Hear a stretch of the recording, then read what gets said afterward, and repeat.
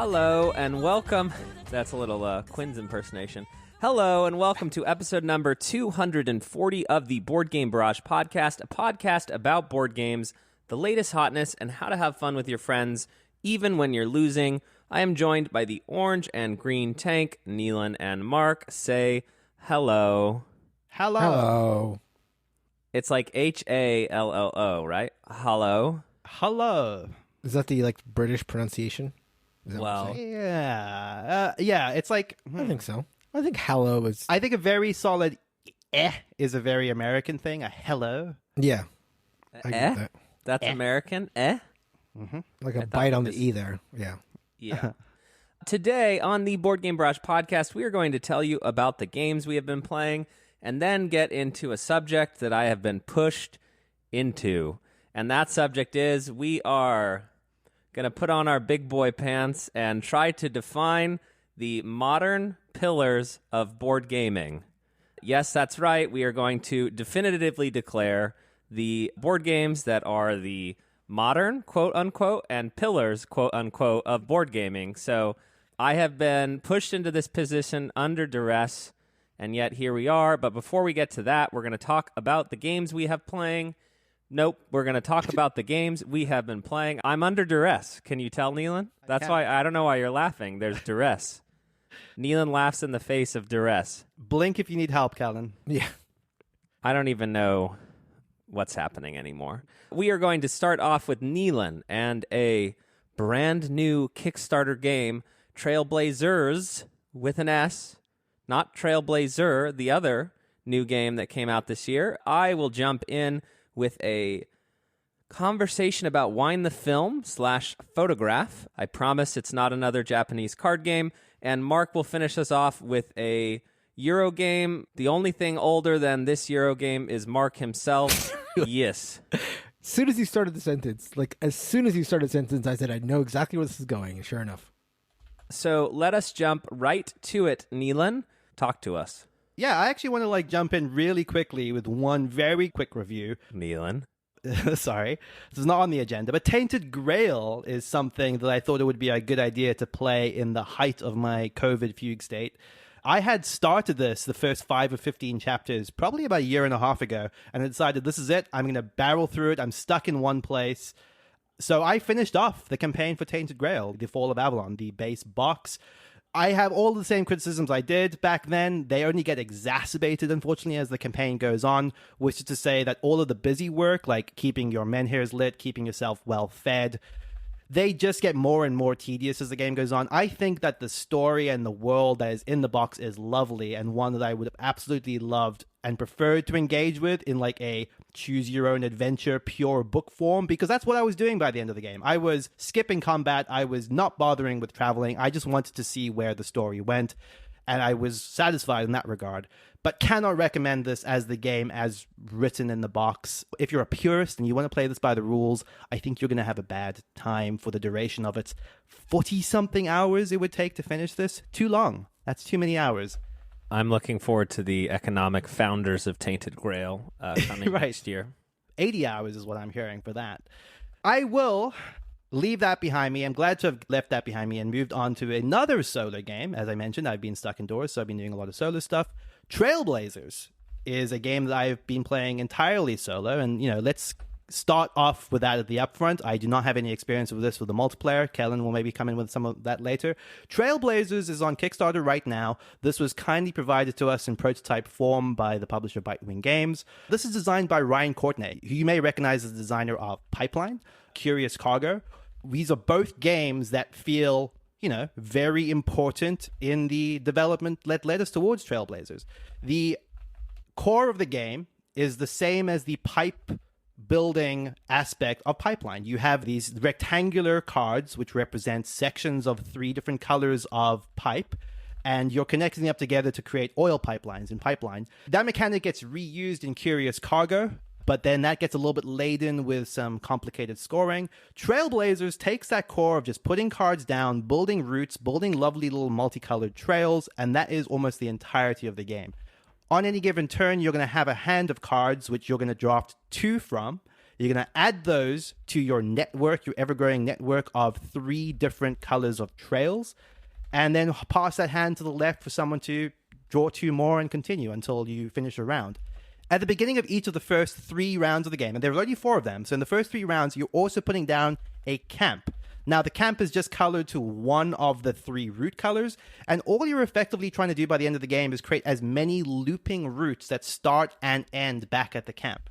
And however long these routes are, that is the score you can get for the route. You're going to do this in all 3 colors simultaneously, and whoever has the best score at the end of the game wins. I think that the base puzzle, even as it exists in Pipeline, I don't think it was the core of what I liked about Pipeline by any stretch of the imagination, but I think the base puzzle is something that really tickles me, something I really enjoyed, and something I continue to love, especially in its pure form in Trailblazers. There's something that is just so lovely about taking these cards and overlapping them on top of each other and covering up previously made errors in order to optimize your routes and make them slightly better, that by the end just looks like this really lovely just like tapestry of like multicolored networks like moving between these camps. I think at every point in the game of Trailblazers you have something that just looks lovely, and all of this is like super helped by the production, which I think is really quite good. Even in prototype form, these cards Oh my gosh, I have to stop you. The production is insane and ridiculous. In the Kickstarter page, there's them dunking a mini card in water within the first fold of the game. Don't get me wrong. Like, if you're going to lean into the idea that this game is waterproof, I'm not going to like follow you down that road. I couldn't care less. This is Chip Theory's gimmick, and I don't get it. But I think that the tactility of the PVC cards just feels durable. It feels a little bit indestructible. It feels like you can just peel off the table, put them down without worrying that you're damaging anything. I think that lends itself this air of like malleability, for lack of a better word, where you kind of just want to pick up cards and put them down in other places. It makes it feel very tactile. I quite like it. The wooden bits, the meeples are, they're what you'd expect, but they elevate the production. I think that it all works. It all feels very cohesive. And I couldn't disagree more. But and we have a pre-production copy because like there's a box. And then in the box is a carabiner with a small travel case. We're going to get there. Don't get me wrong, Kellen. We're going to get there. Well, no. But the production all just works when you put all the cards in that little thing, and then they all fall out the second you open it. It lends this illusion that you can take it traveling, but you couldn't because these cards are super thin, and they would blow away on any table that you put them on and that you traveled with. And then the expansion doesn't fit inside the little deluxe case. It's beautiful. I just think it's there's odd decisions being made. Totally. And I actually absolutely agree with you. I also want to make this super clear that no part of me is advocating for this as like a travel game or a game I want to take camping or any of the dumb things that they're advertising on the page.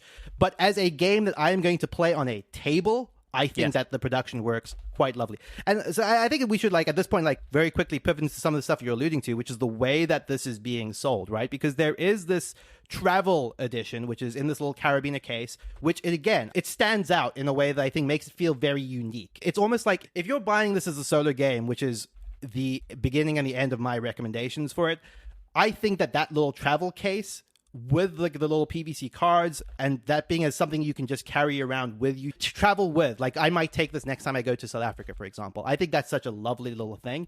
That said, there is one problem here, which is there is an expansion for this game, which is only included, I think, in the standard and the deluxe tiers, which I think makes the game so much better. This is actually the game that I think is the one that I want to recommend people play, which is kind of where you have these little adventurers and you're almost doing that thing, like in Wallace and Gromit, where he's laying down the track like as he's riding on the train. You're trying to get these trails out in front of these adventurers before they catch up to the end of the trail in a way that just feels really, really fun. It's kind of lets you fall victim to that thing I love in a lot of like roll and writes, where you just feel like a victim of your own hubris. Like, I definitely am going to be able to get this guy home, and then you look at your last hand and you're like, oh no, I messed this up because you overshot. And I think that mode is the highlight of Trailblazers, and that's not in the cheapest production tier. And to make that worse, if you get the standard tier, you don't get the carabiner. So everything about the way they're selling this, I think, is my biggest criticism with it. I don't think it's a very consumer-friendly offering in terms of what they're selling and the tiers and the availability of what you're able to buy. But I do want to say, at least for my taste, I think that the game is solid. I think that the components are solid, and you're going to have to gauge whether what they're offering, what they're selling is something that makes sense to you. I am curious to hear a little bit about the multiplayer aspect of this, Callan. Like, is there any... Well, okay. The thing for me, right, is that I was never destined to like this game, so I think it's important to have that caveat, which is that I don't like tile laying, I don't like spatial puzzles, and I don't like games with lowercase I interaction, which I think this barely qualifies as even having the lowercase I. It feels a little like, to me, similar to Nine Tiles Panic, which is that you're all just trying to sort of achieve these endgame conditions while drafting, and again, drafting is in quotes here because it's like you're not really paying attention to what other people are doing. Sure. And it would be absurd too, as well, to be fair. Totally lovely. I don't know, how much of it is the pre-production copy versus the production copy, but I just found that the game goes from 1 to 8 players, which is already a sign that I'm not going to like it. And fitting all the cards for 8 players in the carabiner, then you reopen the carabiner, and I've seen 3 people literally open it up, and the cards just go everywhere because they're plastic, PVC, and small. Bitty, bitty, bitty. But again, it looks beautiful. I get it. It's not for me. It was never going to be for me. So I think, it's done amazingly well already in a week. It also comes with boots, hiking boots. So that you can quote us on that. I think you'll be able to gauge based on those 2 takes whether this is a game that makes any sense to you. And that is currently on Kickstarter now. That is Trailblazers. I had a chance to play a game that I have been trying to get my hands on for a couple of years, but it's always been too expensive. This is a Sashi and Sashi game, and you may be familiar with them from other coverage on the podcast where we've covered games of theirs like Coffee Roaster or Remember Our Trip, In Front of the Elevators, and Let's Make a Bus Route. All games I like. And Wind the Film as sort of hailed as the best one or nearly the best one. And it is coming back in print with a version from Matago called Photograph. Wind the Film's a better name. Let's start there. But Photograph was given to us as a review copy at Gen Con, and I had, just to not bury the lead, even though I'm saying hollow this episode, it was amazing. I loved it. Mark, you will love it if you have not played it. You must play it. No question. You must play it. You must play it. Epically good hand management. It's hard to describe all of the systems, but you have a grid of cards in the center, and you have to take 1 to 3 cards starting from the outside going in. So you could start at the top left or the top right or the middle left, the middle right. The cards on the outside are face up, so it's a color and a number, so you can see what you're getting. The cards in the middle rows are face down, so you can see a color and a range. So this is a blue from 1 to 6, but you don't know what it is, okay? But what's cool about this is that the amount of cards that you choose to take is the same as the amount of cards you must play out of your hand that turn. In addition, we're talking about Scout/Bonanza. You cannot reorder what is happening in your hand, okay? New cards go into the rightmost part of your hand, and you must play cards from the leftmost part of your hand. So the only thing that you can do is once per turn in a specific time, you're allowed to move 1 card, 1 space to the right. So what's that called, Kellen? Winding the Film. It's not called Photograph. You wind the film, you move 1 card, 1 space to the right, and then you must play as many cards as you drew. And you are investing in each suit, right? If you don't have a color in a suit, you're scoring negative. You must play either ascending or descending, your choice. So the first card you play doesn't dictate that, but the second card does. And you must play within 3 of that number. Or you have to play it face down, and it's like a miss, and you just lose points. Then there are bonuses for being the first person to play 3 or 4 cards of any color. It's called a good shot. You're taking photographs, as it were, in this hand management game. It is very thinky. It is very agonizing, and every decision matters a lot. So, a la, an arboretum. It has very charming artwork. The game ends randomly when a sunset card comes out at the end. This immediately, I just wanted to play it more, and I think I played it a few times. There was one memorable game at like 2:30 in the morning where Monique from Before You Play could not be trying to go to bed more. She kept trying. Random passerbys would come up, and she'd try to recruit them to take her spot in the game. But we also played with Naveen from Before You Play, and one of the members of Thinky Themer, and I don't know if it was Thinky or Themer because it was 2:30 in the morning, but it was amazing. I love this game. Easily the game of the year. I'm like, well, this is potentially probably maybe in my top 50. I've played it, I think, 3 or 4 times. And I knew I would like it. It was always like one of those $40 imports. And I'm like, am I going to pay $40 for a card game? Probably not.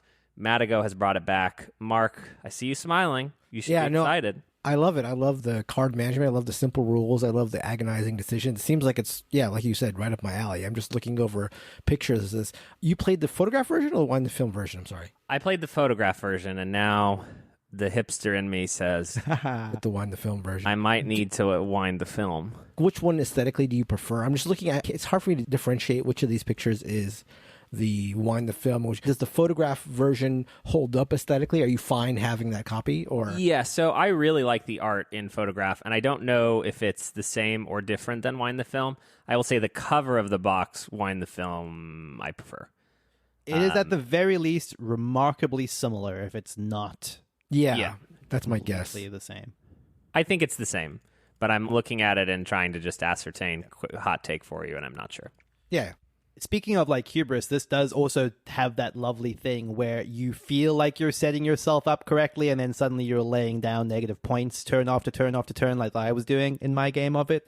But in a way that didn't feel bad at all, because it's like, oh, I just didn't get this yet. But once you were getting a better handle on the restrictions that you have, because not being able to reorder your cards is ultimately something that is hard to wrap your head around because it's so unfamiliar compared to most card games. I love games where, when you have the choice of 1 to 3, but taking 1 means you only have to play 1. And so everyone is sort of apprehensive. They're all doing ones, and then Kellen with the big boy pants, again, I'm doing 3 every turn. You know what I mean? And people's eyes are like, wow, is this going to work? Is this going to work? It doesn't work. I lose the game, but people think, wow, that's a confident man. Exactly. Once the big boy pants are on. I'm seeing a 20-minute playing time here on the BGG page. Is that accurate? Because, for example, I think Arboretum might have a low playing time, at least advertised, but because of how brain burnery it is, my games of Arboretum generally tend to go long. Is this a game, based on what you're describing, it feels like 20 minutes is too short of a it does end faster than you think, right? And getting 3 or 4 of a card giving you that bonus for, like, that's your investment in the suit. I bet you it's a half hour, solid. Wow. It's simple. Yeah, no, it's great. It's very good. And, I think I've heard people talking about this, Mike DeLisio, it's like when we got in front of the elevators, it's always under the guise of like, well, it's not as good as wind the film or photograph. Right. And so I'm very thankful to have played it and to own it and to share the love. It's a good game. Awesome. Very excited about that. And now, Mark. Yeah, I'm going to take us back in time. How do you pronounce this, first of all? So, years ago, let me put a little backstory here. Ystari Games was a board game publisher with a primary focus on what you might call classic Euros, with probably their most famous game being Caelus. In what I imagine was an effort to differentiate themselves in the board gaming sphere, they figured they needed to have a gimmick.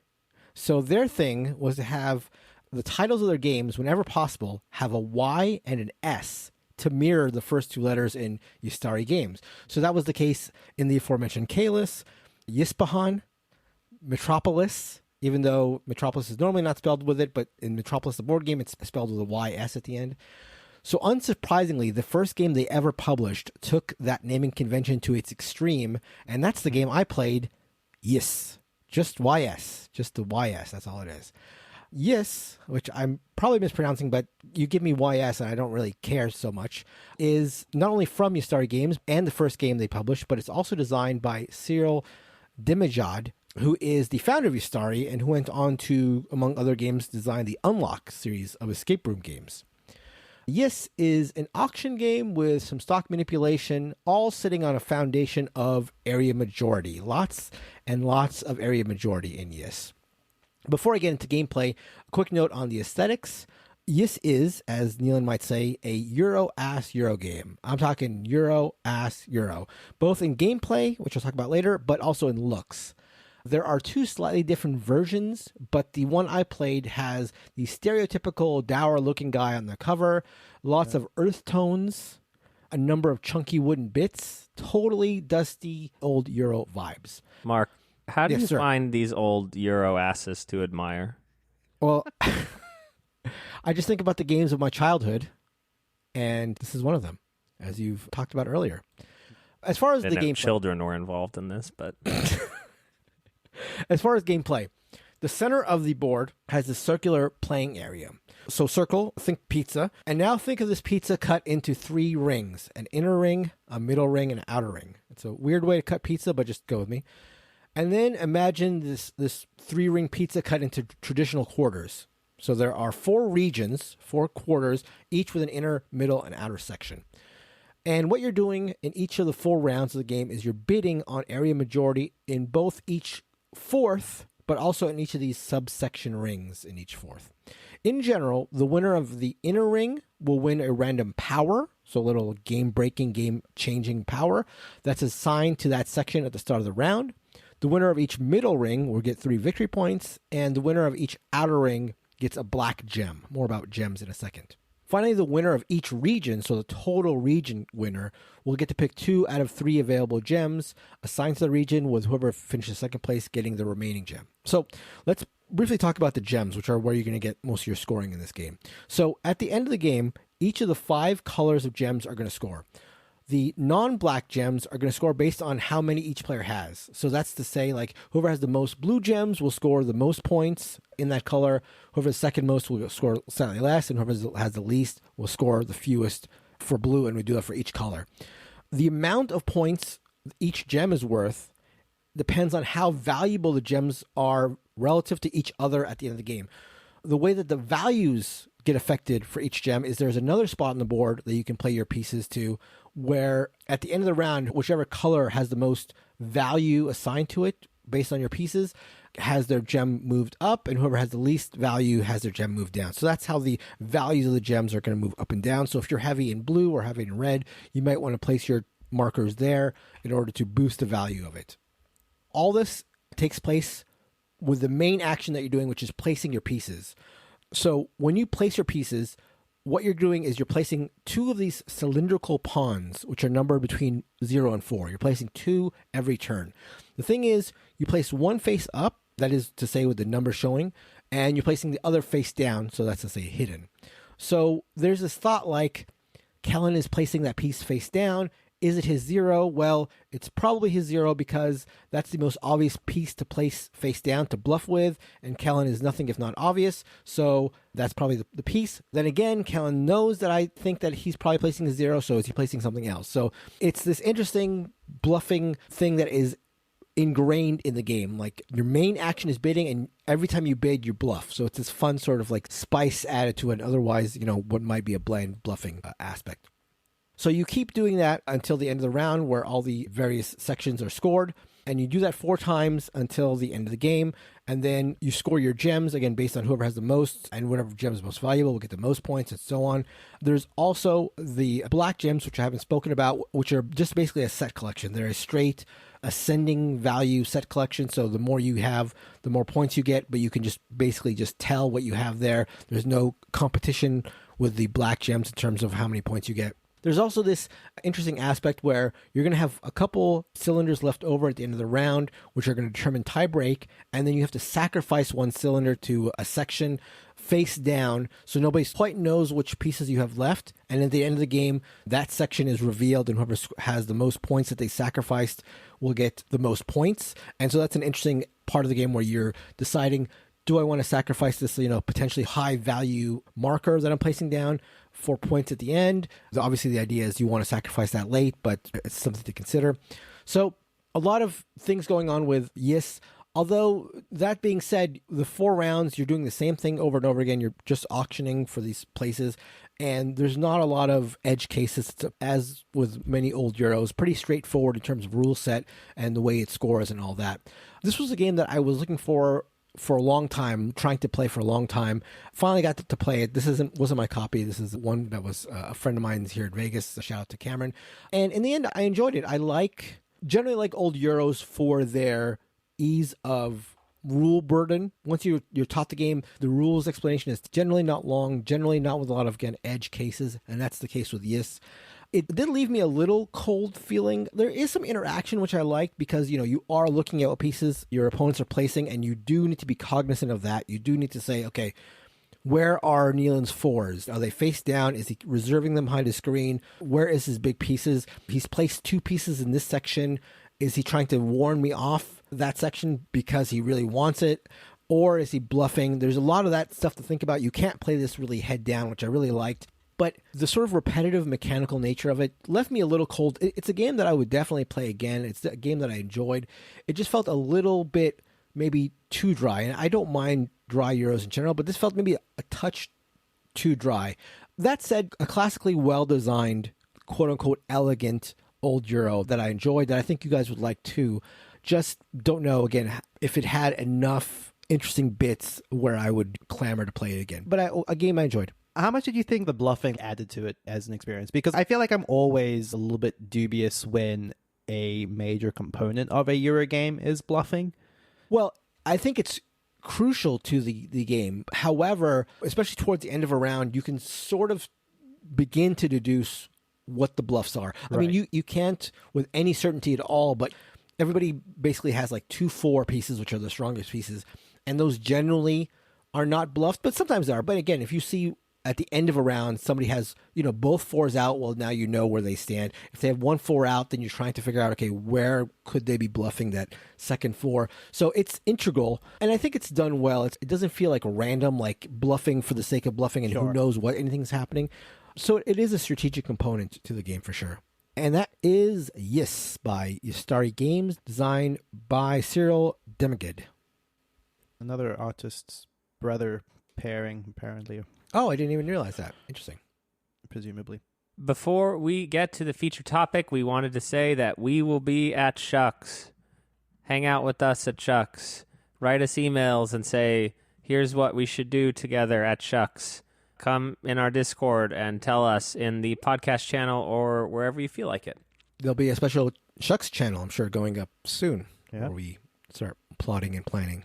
Yeah, you guys excited? It's a month away. I'm super excited. I'm a little... Too excited. A little backed up based on my missing Sure. Gen Con. So I'm typically after 4 to 6 hours, you should see a doctor. I mean, that's what I learned on the on a TV commercial. I want to be clear. Yeah. Not in any counsel one-on-one with the doctor, because that conversation that's privileged. Yeah. All right. Here we go, into the featured topic that I have been talked into under duress. Let's start ****. Here we go. We are going to attempt to define modern pillars of modern board gaming. So what that means is a game will enter the arena, and then the tanks will argue, does it qualify as a modern pillar of board gaming? I have entered this arena before. Perhaps why you're under such duress. And so here we are. Does anyone want a preamble on what they mean by modern or what they mean by pillar before we thrust with all of our might a game into the arena to discuss? I'll talk about the pillar part of it because I think it's something that I brought up on an earlier episode that got cut out of the episode that sort of prompted this episode. I brought up the fact that I thought the 5 sort of foundational board games, or I could say pillars, of modern board gaming were Catan, Ticket to Ride, Pandemic, Carcassonne, and Dominion. And that's what sort of got us going. And those are the 5 games, again, that I could consider the pillars of the quote-unquote golden age or early golden age of board gaming. And so as far as what I would consider a pillar, I would say that they certainly don't need to have played all the games. You don't need to have played any of the games. But I think that they are sort of progenitors of a lot of newer games. They are also fairly family-friendly to lesser or greater extents. And they are... They are what? family friendly? To lesser or greater extent, I think Catan is family friendly. I think Pandemic is family friendly. Ticket to Ride. I think Dominion is one outlier. But I think What part of a phallic pillar is family friendly to you, Mark? you're asking me to defend the fact that pillars are family friendly. And phallic. Okay. I'll leave the second part up to you. I'm just saying that in terms of important games, I think important games should be A, influential, B, open to a large audience, and C, popular. I think those are the three parts that make Pillars a game of a pillar. Those are the three pillars of a pillar. They're the sub-pillars, yes. It's interesting because, like, I think the one in particular that I struggled with here was the family-friendly part, right? Because I think that is definitely true of those 5 games, but it also makes it really limiting in the perspective of, like, what the newer versions of that are. And I think some of that is just because board games have, I would say, over time increased in complexity, like, on average, probably. So there is like this element of like, okay, it was what was family friendly back then different to what is family friendly now? I don't know. That will probably be a point of discussion later in the episode. I think there was a little bit of bouncing around of what the definition of modern is in terms of like how we bring this list forward into the future, right? To some extent, all of the games on our list have to be newer, probably, than the latest game on that list, which puts us probably in like the 2010s as like the rough region, which I think is where we settled more or less and what felt like the appropriate era to pull from. Yeah, I think for me, the pillar aspect of it is buried in the word progenitors, which I only kind of know the definition of, but I think that that's right, which is to say that, for instance, Dominion, if it fit our criteria for modern, would be the easiest one for me to say very clearly. Dominion, 2008, It spawned so many games that now sit upon the pillar that Donald X. Vaccarino made, right? You think that Kingdom Builder is a pillar of anything? You think anyone is looking to Kingdom Builder? No, they're looking at Dominion. There's a pillar there. Many games sit upon it. And when you go all the way down, what do you find? A smiling Donald Vaccarino with 12 expansions to Dominion and second editions and so many games that have spawned. So, with that very clear objective reality that has been defined as to quote-unquote modern, as to quote-unquote pillar, here we go. Who is a courageous lad? Who is a courageous boy that wants to put on the big boy pants, make a big move, play 3 cards, put the first game in the arena? Hello, let's go. Who's it going to be? I mean, I'll do it. I don't think I'm going to coming in off the bat with a spicy take. So I'm going to play it about as safe can be. I dare say you all agree with me on this. Codenames. Codenames is the modern party classic that I think almost every modern party game aspires to be. It is very broadly accessible. It has a big life, I would say, outside the hobby, quote unquote, which is to say that, you know, if you stretch yourself a little bit beyond the people that you most likely are to be playing board games with on a regular basis, it's not going to be very hard to hit someone that's played Codenames. Yeah, I agree. I agree with this. I don't think all the games that we bring up are going to hit my 3 criteria. In fact, many of mine don't. But certainly, Codenames is influential, even though it feels like, and in a lot of ways, it is based on earlier games. It itself sort of spawned a bunch of word games that came after it. It's very accessible. You see it sold everywhere, and it's obviously immensely popular. And also, let's be clear about some things, right? Is that, like, there are games, like, we could put Cards Against Humanity on here, but that's a terrible garbage game, you know? So Codenames is the game that captures all of those criteria while being something that we would avidly recommend most people play. Sure. I think quality has sure. Has to be a big part of it. Oof. There are so many things I disagree with that I don't know where to start. Okay, first of all, Codenames should be on this list. I agree with you. It's a pillar. But like, its popularity outside of the scope of board gaming as a hobby doesn't, to me, make for evidence that it is a pillar of board gaming. I think that's true. I could come with you that that's not really even that relevant in the context of what we're talking about. I guess, like, the value of this is going to be up to the individual, right? But as an advocate for the hobby, it feels important to me. I mean, that's a criteria that matters to me, at least. And then I also just, the family-friendly thing, I don't get at all, and will argue against it every single time it comes up. I don't get why a pillar has to be family-friendly. I don't think it does. I don't Mark think it does. has to be. No, I do. I think that is a qualifying statement for all 5 of the previous pillars. But I would actually make the argument maybe later that I don't think that family friendly is a necessity. I think it helps. I like accessibility, right? Like the number of people that you can show a game to and have them enjoy it. Yeah, I think it's less going to be a thing with the games we pick for the quote-unquote modern, because it's sort of the evolution of board gaming in terms of like games generally have gotten more complex. But I think, at least for the 5 ones I mentioned earlier, I think the fact that they were easy to teach was a big part of the reason why I think that they are foundational games.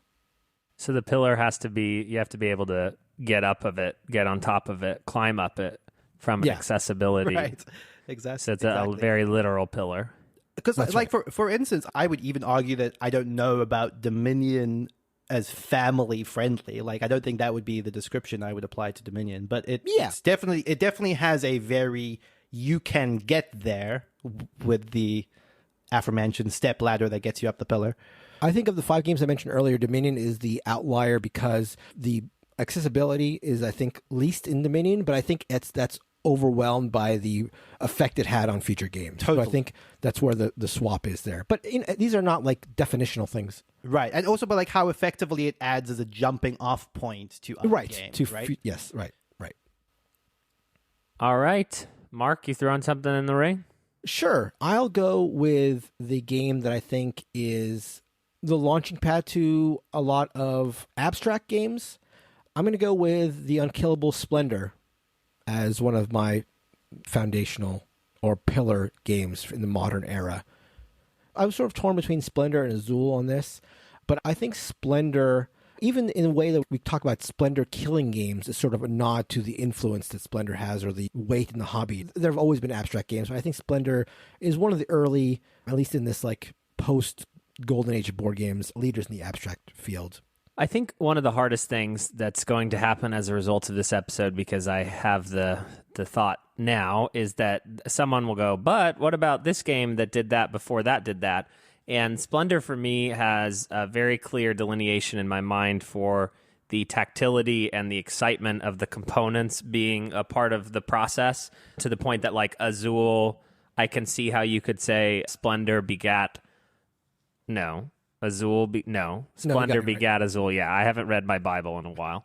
That there's something interesting about what is the first game, or what is part of the big trend of games getting fancier or deluxier, and like, could we attribute some of that to Splendor? The answer is going to be no, and someone's going to scream at me that something came out one calendar year before Splendor that did it. But I do think that a big part of the fun of Splendor was in the tactility of it to begin with.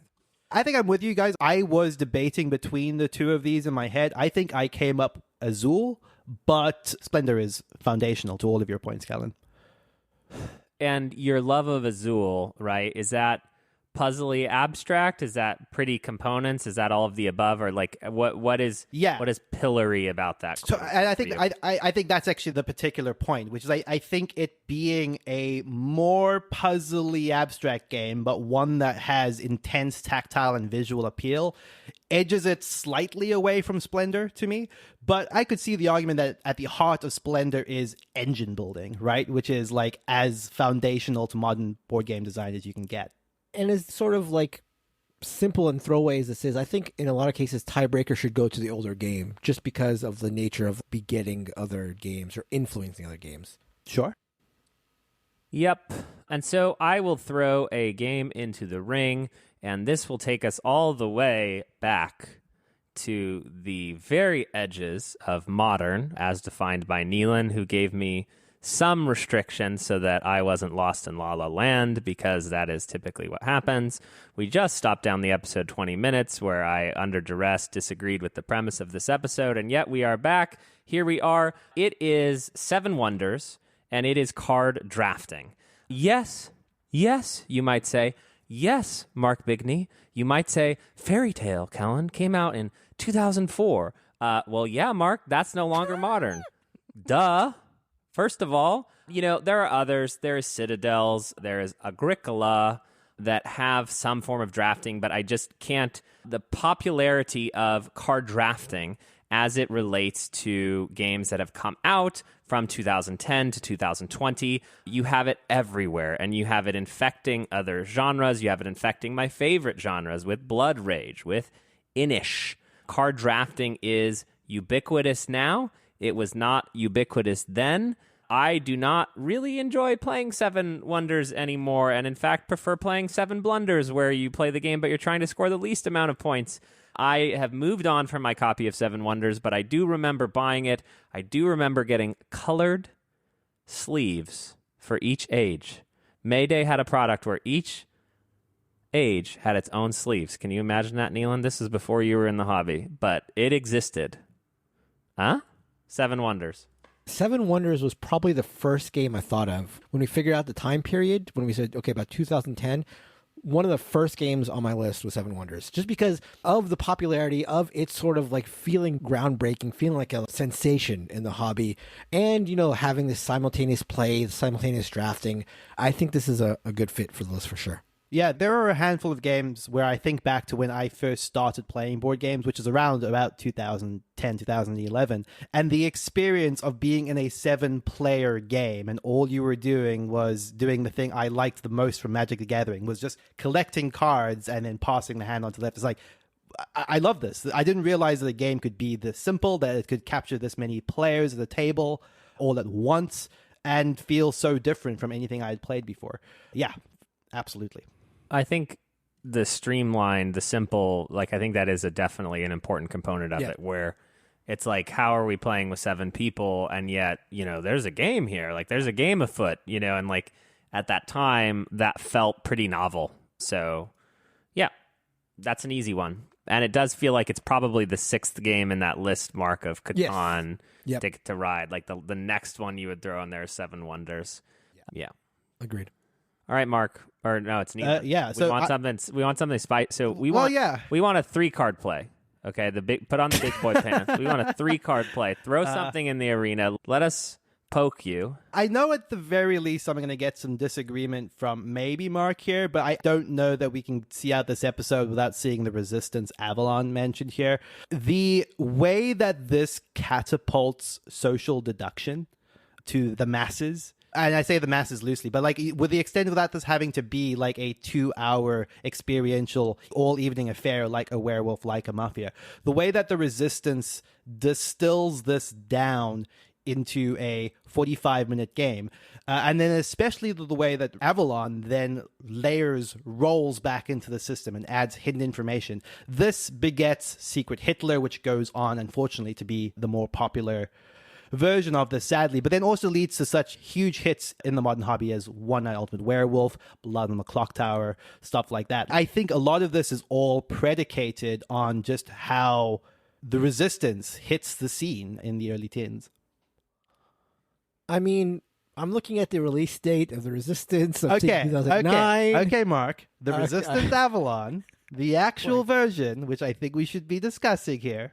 You would think we should be discussing, seeing as you brought it up, but it feels a little bit of cheaty. It did fall off my list because the Resistance in 2009. I think Resistance is the actual progenitor, and like there are more reviews of the Resistance than there are of the Resistance Avalon, and there are more reviews of both the Resistance and the Resistance Avalon individually than Secret Hitler.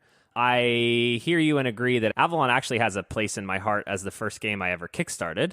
And so that is its whole other thing that we might get to or want to get to or talk about. It's really hard, man, because the only reason that the Resistance isn't on my list is because you defined modern as 2010. Yet here we are. I am a half vote in for the Resistance Avalon. I think it is a half-built pillar that could get pushed out as we try to formulate the list. But I hear you, Neil. Yeah, I hear you. We're telling the workers on the pillar, don't focus on that one. Don't get we might come back to that. Let's work on Codenames. We'll circle back around to that pillar later. Right. Okay, I got a spicy one. I think this is the game that I would consider the one that brought back the dusty old Euro, the resurgence of the old-fashioned Euro. This is Concordia. So this is also a little nod to Qwixx coming up, as Shut Up and Sit Down were the ones who brought it back to limelight. But I'm pretty sure we're the ones that banned it, if I remember correctly. That's true. That's very true. But Concordia feels to me like the game that brought back, again, the games that were more mechanically sound, than necessarily like flashy in terms of looks. Not that games looking good is bad. It's actually a very good thing, obviously. But Concordia, and there's a lot of games that sort of shared a lot of Concordia's mechanisms, the whole, refresh your hand sort of thing. But Concordia does feel like a marker in the timeline of board games where there was hey, this game doesn't look great, but it actually is really, really fun, really well designed, and sort of brought that back to the fore a little bit. I think if I were to have a counter pick here, and I know that's not necessarily what we're doing, but when I was thinking like modern pillar dusty Euros, it was hard to escape Castles of Burgundy as the better pick. So that's the other one on my list. So those are the two. But for me, Castles of Burgundy feels like the pillar of the Feldian point salad. And there's obviously a lot of shared DNA between the two in terms of like Euro-iness. But Concordia felt a little more all-encompassing rather than Burgundy. To me, feels like a strain of Euro games. But I could be argued either way. So how do you get around games like Agricola and Power Grid in the 2000s and say, like, Concordia brought it back? I'm not disagreeing with you. I like where you're going, and I do think Concordia is a landmark release. I do think it's buoyed by Shut Up and Sit Down. I agree with where you're going. But how do you sort of escape those games in this commentary? I will say that Power Grid feels a little too spiky to me just off the get-go. Sure. Like it doesn't feel welcoming enough to be a quote-unquote pillar. Agricola is harder one to argue. I think maybe along the lines of the argument I made with Castles, it does feel like a Juve strain of Euro, although, Agricola is super, super influential, and again, it's very, very hard. It's probably a losing proposition to make an argument against it because it is like so fundamental in worker placement games. So hard to do, but Concordia just in this is weird to say, but in its sort of like blandness, in its sort of like, this is not like, obviously inoffensive. In its inoffensiveness, in its like sort of like nebulousness, it sort of feels like it works all over the place. Whereas, Agricola is, yes, foundational, but it's like Uwe. Like that is Uwe. You got Uwe sex going on all over the place with Agricola. Wow. And Castles of Burgundy, that's Feldian. Like that is Feld.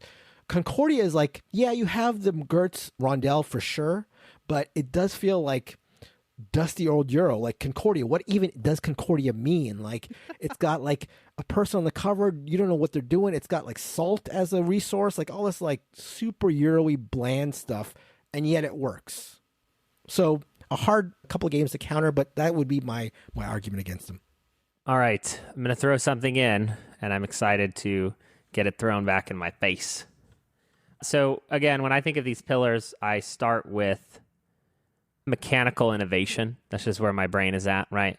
And so I think we can clearly say that Yahtzee, right, is outside of the scope of modern, no matter how you look at it, even if you're as old as Mark.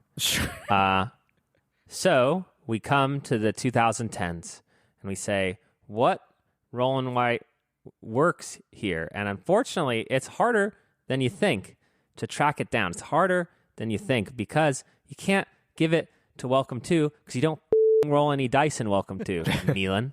So this is a hard thing for me because I don't... All right, the game, the preamble, the progenitor, I think it's Qwixx. And it's a hard one to do because in the hobby around that time, GameRight released Qwixx, and this got popular. This got, again, popular in the board gaming space and probably in the retail space as like, it's like Yahtzee, but it's not. And then we see a string of these roll and writes games. You know, the cartographers, the Welcome Twos, the That's So Clever. I would love to say that the answer here, that the pillar is That's So Clever because we're yippee-ing and yahooing all around the land. The hard thing is that I don't hear people say the word Qwixx anymore, and that's Qwixx. Yeah. But how do we make a pillar for roll and writes, which is definitely a huge... Sure. There is a pillar. The roll and writes are there. We're just trying... With our eagle eyes, the three of us must pick the pillar. I'm saying it's Qwixx. What do you say, Mark and Neelan? I think what's so interesting is that as soon as you started that sentence, I knew you were talking about Qwixx, but my immediate next thought was, God, when was the last time I even thought about Qwixx? You know? I played it like a couple months ago. Interesting. I don't think that means enough. No, but that's the struggle, right? This is not a disqualifier, but it's so definitively being replaced and surpassed in a way that I would say none of the previous 5 pillars have been, even as more deck builders came along. But man, Qwixx. The thing is, like, Qwixx was a Spiel finalist. I mean, not that means like a ton, but it definitely had respect in the hobby and has obviously respect in the hobby. Like we're saying, though, the only thing is like the lasting popularity of the game itself. I think the lasting influence is undeniable. It's just the lasting popularity of the game itself makes it tough. I think it has a pillar, but it's sort of the pillar on the corner that, people generally walk by and they don't realize there's a pillar there. And then they're like, oh, wait. Oh, we got Qwixx over here. I didn't even realize that. I do think that there is some merit to Welcome To as the argument of like bringing back roll and writes in a big way, right? It's kind of like definitely not. You don't think so? It's not a roll and write. Well, okay, no, sure. Again, no, but really, yeah, no, I'm with you. But then maybe like, what do we think of another game that's in the genre that because I don't think it's clever. I think that's too late. I think we're past the regenesis of the roll and write phase. That's pretty clever. Came out the same year as Welcome To. Oh, really? Yeah. Well, at least according to BGG. I know there's some funny business. So yeah, that I actually would not have guessed that. Okay. But I don't disagree with you, Neil. When I started down my rabbit hole, I said it's Welcome To if it had dice in it, but it doesn't. Ergo, we can't do it. So it's like, and then again, for us, that's pretty clever. Wasn't as twice as clever was where we really got into it as a podcast. So there's a little bit of like, I just can't track it down, but roll and write needs to be represented here. Yeah, gosh, I don't know. That's such a tough call. I can see the argument for it being Qwixx, but I'm just as prepared to say that for a lot of people, it's only That's Pretty Clever where it really like starts to elevate into the stratosphere. Neelan is disagreeing with Spiel. I wouldn't do that. I'm not that arrogant, but Neelan, you go for it. You go, man. You do you. There's one thing I kind of want to throw in, and some of this is born out of from like wanting to have like a Dudes in the Map game here. I'm going to throw Scythe into the ring, and I know that this is probably going to be contentious for a lot of people, but I think that it's hard to deny what Scythe does to a couple of different scenes, right? The Kickstarter scene, for one. The way that Scythe elevates production values and sort of kicks off the lavish Kickstarter model in a really, really big way is definitely something that can't be ignored. And then even just the premise of the game itself, which is to say it's a heavier game than anything I would say that we've spoken about so far, with the exception of potentially Concordia. But it's a game that is big. It is sort of bombastic when you see it laid out on the table, but it's also weirdly intuitively designed in a way that does bring people that aren't super into board games. It gets them excited about it. That's been my experience with it, at least. I don't want to disagree with you. I want to figure it out, right? Because I was thinking, what's another mechanical thing that has just exploded in popularity? And I think asymmetric player powers is one of them. I don't think that Scythe did it first. Again, we can have that argument, blah, blah, blah. 2012 Terra Mystica, Eclipse comes out before this. Even Chaos in the Old World, right? As like a much more direct comparison. Yes, but then you get away from the word modern, Neelan. Right. 2009. Totally. And to be clear, Dune, 1979, Neelan. Did you forget about Dune? I always do. But I'm all about Rex these days. Oh, yeah. Well, if I wanted a game about tracing, I too would have selected Scythe, Neelan, but I don't. I think Scythe works here. Again, I think even in the production sense, it's like Wingspan is not in the conversation, or Wingspan versus Everdell, and then suddenly it's like, why is it a pillar? And it's almost an amalgamation of different pillars, and then I'm like, well, is it Wingspan or is it Scythe? I just don't know. I don't know that we're going to get anywhere where we all agree how this sort of tent is being held up. Or I was thinking a tent, maybe Roman pillar, who can say? Mark, what do you think? I had Scythe on my shortlist for sure. I was thinking about Wingspan, but I think the modernity of Wingspan hurts it, just because, we are seeing a lot of games.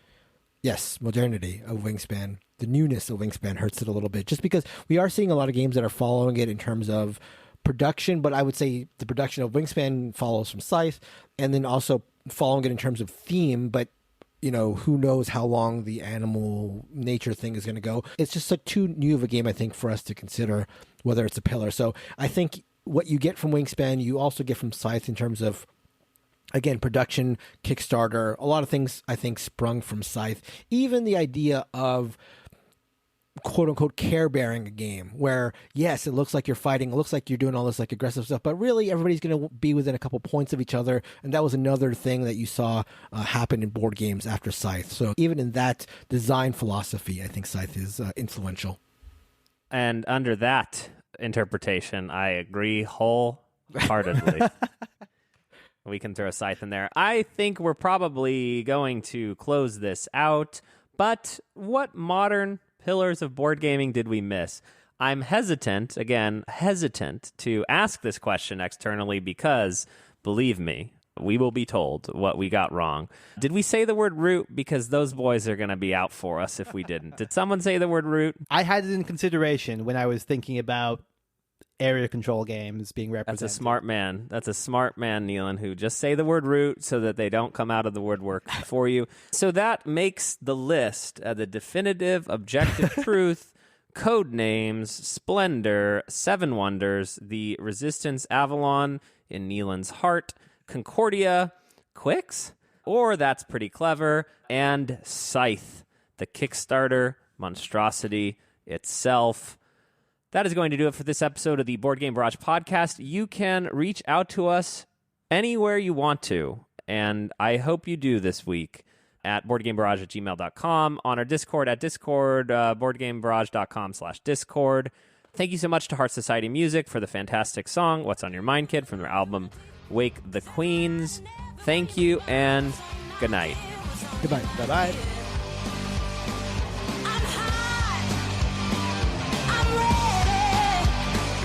All right, here we go. You ready? Yes. Yeah. 3, 2, 1. Oh, sorry. I was not ready. I didn't know what I was ready for. I'm sorry. Yeah, So sorry. you were ready, but not I ready. was ready, but not for that. All right, so Mark, this is the triple clap. So when you hear that, you're like, oh, something's wrong. All right, okay. 3, 2, 1. That's supposed to alert you that Yeah, I gotcha. that there's an error. That's official. Yeah, right. That's what professionals do in podcasting studios. So, This is episode number 240. Mm-hmm. All right. classic Kellen round number. So, Yeah, all the good ones. all the good ones.